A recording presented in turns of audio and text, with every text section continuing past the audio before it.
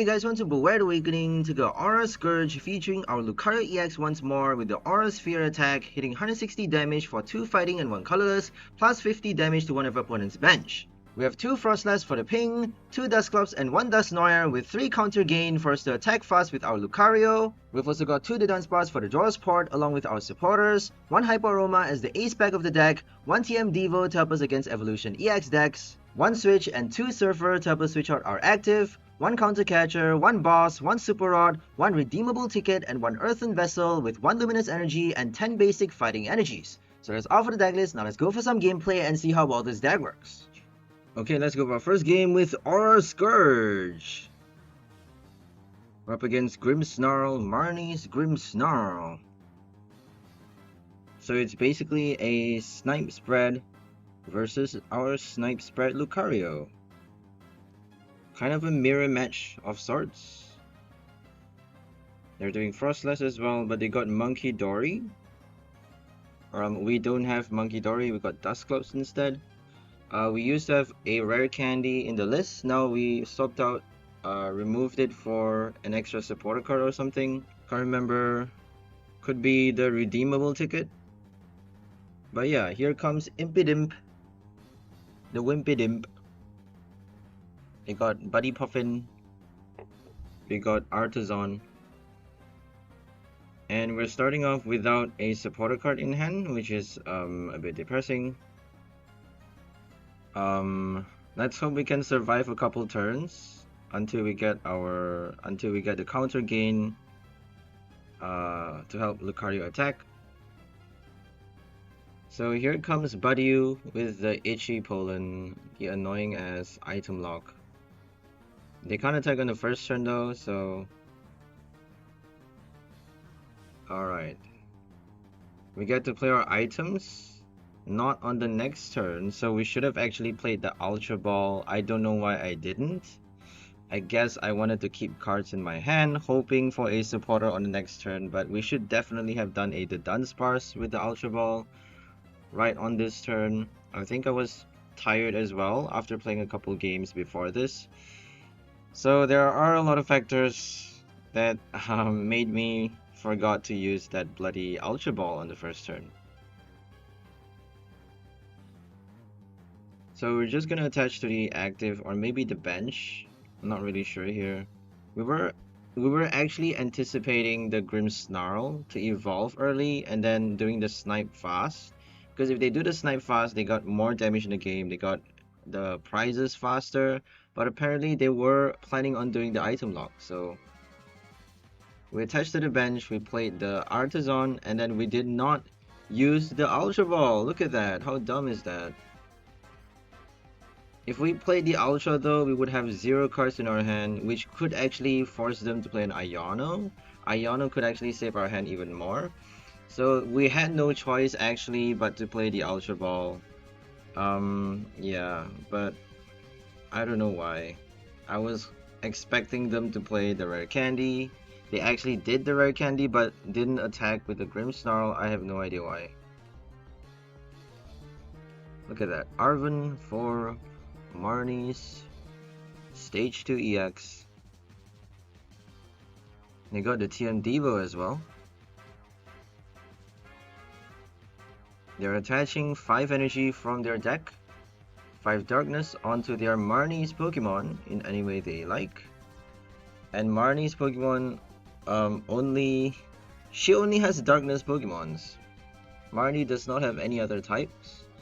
Steven has Psychic type Claydol, Metal type Metagross. Hop has Metal and Normal type Pokemons. Lily only has Fairy type. So I guess it does make sense that Marnie only possesses Dark type Pokemons. So Froslass is in the game, starting to do some punishment on their own Pokemon. Not on our Pokemon though, because we don't have the Dusclops or the Dunsparce yet. And we are stuck in the active spot. This is a bit of a slow start because we were expecting supporters. I have no idea why we're not getting any. We got 11 supporter cards by the way for this deck.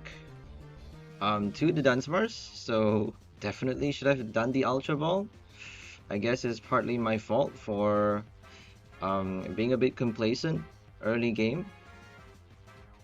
So sorry about that. We're just gonna do jab here for 10 damage.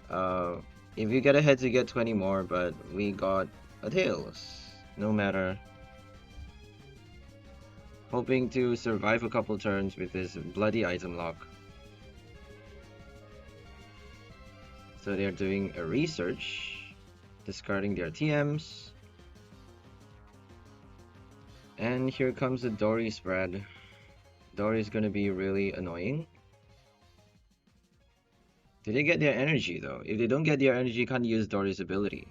So for Grimmsnarl, it's always a golden rule to only attach the necessary energies that you need at the moment. Just because if you evolve the second one, you can use the ability again. So I think they used the ability too fast and couldn't attach the darkness from their hand onto the Monkey Dory.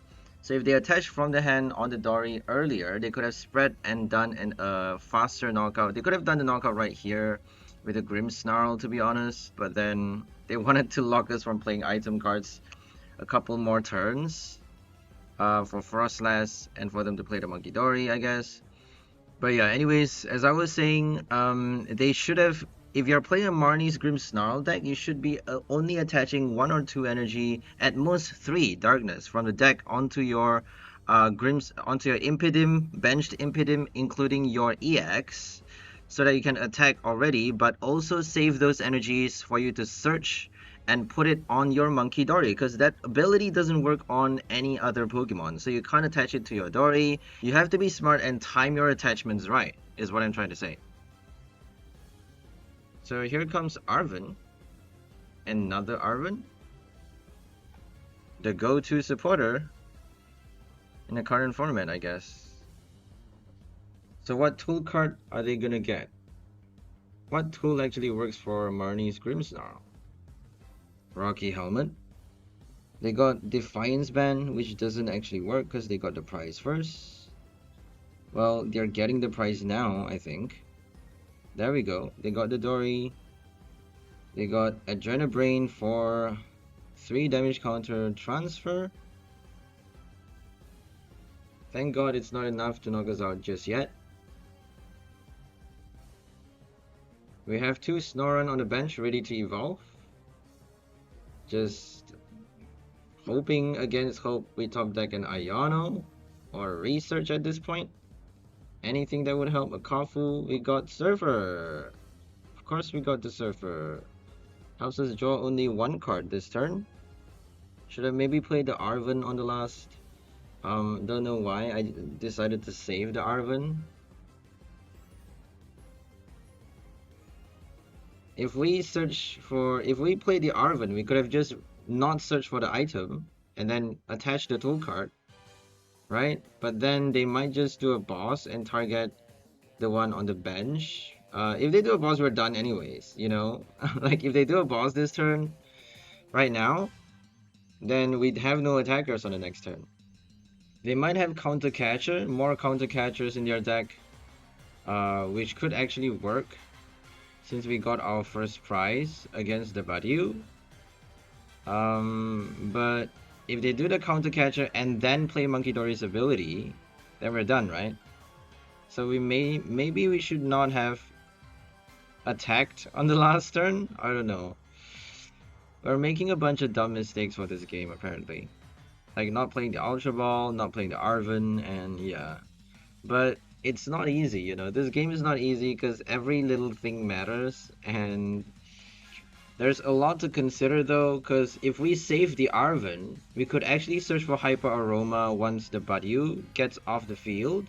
Once they start attacking with their EX, or if it gets knocked out, we can finally use it for Hyper Aroma to start stacking on the punishment with our Froslass, and even play our, you know, Counter Gain with Lucario.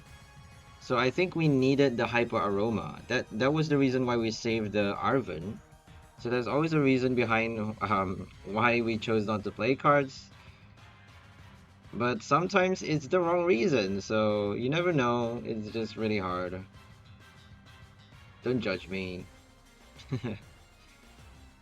Alright. Spike Mouth for a third Grimmsnarl.